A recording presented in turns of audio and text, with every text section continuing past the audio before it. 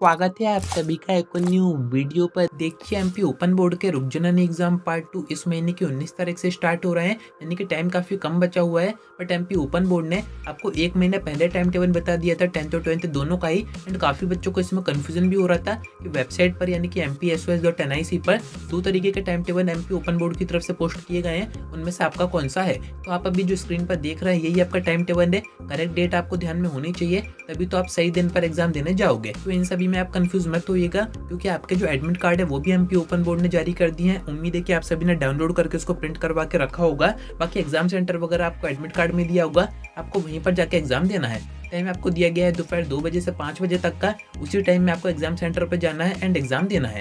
And अब आपकी पूरी कोशिश यही होनी चाहिए कि कैसे भी हम पढ़ाई करके इन एग्जामिनेशन में पास हो जाए। किसी को 10th के बाद 11th में एडमिशन करवाना है, किसी को 12th के बाद कॉलेज में एडमिशन करवाना है। तो यहाँ पर काफ़ी बच्चे पूछ रहे थे कमेंट करके, ये जो पेपर हम दे रहे हैं दिसंबर में, इसका जो रिजल्ट है वो कब तक अनाउंस हो जाएगा, क्योंकि नेक्स्ट सेशन में आप एडमिशन आगे करवा पाओगे। तो देखिए मैं आपको बता देता हूँ, अभी आपके दिसंबर में एग्जाम स्टार्ट हो रहे हैं, 19 तारीख से आपके एग्जाम स्टार्ट हो रहे हैं एंड इस महीने के एंड तक रनिंग में रहेंगे। जिन बच्चों के जो भी सब्जेक्ट के एग्जाम है उनकी डेट वगैरह आपको पता होंगी, तो अभी तो आप एग्जाम दीजिए। बाकी आपकी जो कॉपी चेकिंग है वो दिसंबर के बाद ही स्टार्ट हो पाएगी, यानी कि जनवरी का जो टाइम जाएगा वो कॉपी चेकिंग में जाएगा। एंड वैसे भी इन एग्जामिनेशन में उतने बच्चे नहीं होते हैं जितने की बोर्ड एग्जामिनेशन में होते हैं, तो इनकी कॉपीज भी कम होती हैं। तो यहाँ पर ज़्यादा टाइम कंज्यूम नहीं होता है, 1 से 1.5 महीने के अंदर आपका जो रिजल्ट है वो अनाउंस कर दिया जाता है। फिर भी मैं आपको एक्सपेक्टेड टाइम बता देता हूँ, जनवरी के आखिरी वीक में या फिर फरवरी के फर्स्ट वीक में 100% आपका जो रिजल्ट है वो अनाउंस कर दिया जाएगा। एंड आपकी जो मार्कशीट है वो 10 से 15 दिन बाद आ जाएगी, यानी कि जब नया सेशन स्टार्ट होगा 2025-26, तो उसमें आप बड़े आराम से बिना किसी परेशानी के,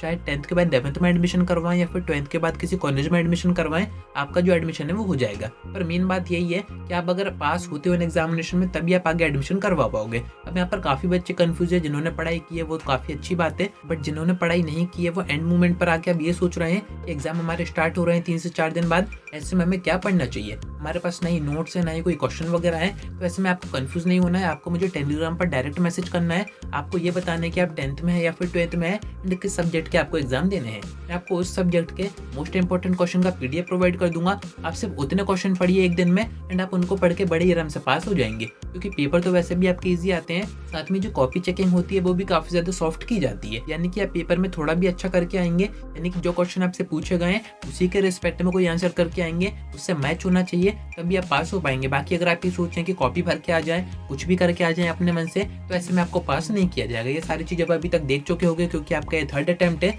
तो आप मुझे टेलीग्राम पर कॉन्टेक्ट कर सकते हैं, बाकी मैं आपको क्वेश्चन प्रोवाइड कर दूंगा, आप सिर्फ उनको पढ़ के जाइए, बड़े आराम से पास हो जाएंगे। बाकी कुछ और भी वीडियोस मैंने कवर की हुई है, जैसे कि इसके पासिंग मार्क्स क्या है, इसमें ग्रेस आपको दी जाती है नहीं दी जाती है, इसकी मार्कशीट कैसी आती है, वो सारी चीजें आप डिस्क्रिप्शन से चेक कर सकते हैं। साथ में मैं आपको अपने टेलीग्राम आईडी भी डिस्क्रिप्शन में दे दूंगा, आप मुझे डायरेक्ट कॉन्टेक्ट कर सकते हैं।